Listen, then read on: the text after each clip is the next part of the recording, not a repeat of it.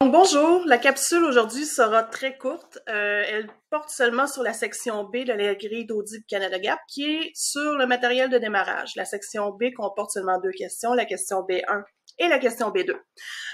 Donc, la première question est au sujet des organismes génétiquement modifiés. Donc, si vous produisez des variétés de pommes de terre, de petits fruits, d'arbres fruitiers, de vignes, de légumes, ou de n'importe quel autre fruit qui sont reconnus comme étant OGM, vous devez être en mesure de démontrer que ces variétés sont enregistrées au Canada.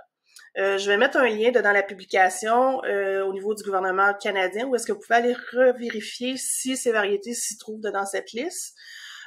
Si vous avez une variété qui est OGM, mais que vous n'avez pas l'enregistrement, il faut au minimum avoir un avis de non-opposition de la part de Santé Canada. Donc, c'est ce qui va être évalué par l'auditeur lors de l'audit. Évidemment, si vous ne produisez pas de variété OGM, la question va seulement être sans objet et le pointage ne comptera pas dans la grille d'audit. Pour la question B2, vraiment, cette question-là est spécifique aux producteurs de pommes de terre, donc pommes de terre de transformation et pommes de terre de marché frais.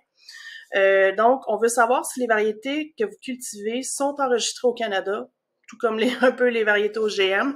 Donc, quand vous commandez vos pommes de terre ou quand vous recevez votre semence au printemps, gardez en filière les fiches d'enregistrement qui viennent avec afin d'être en mesure de les montrer à l'auditeur lors de l'audit.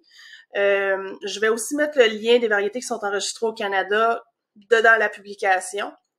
Et si vous avez une variété qui est nouvelle, qui n'est pas encore enregistrée, qui est expérimentale ou quoi que ce soit d'autre, faut que vous soyez en mesure de démontrer qu'elle a été testée pour vérifier le taux de glycoalcaloïdes totaux. Ce taux doit être à moins de 20 mg par 100 g de pommes de terre. Donc, dans le cas où est-ce que la variété n'est pas encore enregistrée, il faut au minimum avoir la présence des résultats du test. Donc, je vous souhaite une bonne semaine. On se revoit plus tard dans quelques jours au sujet de la section C de la grille d'audit au niveau des emplacements.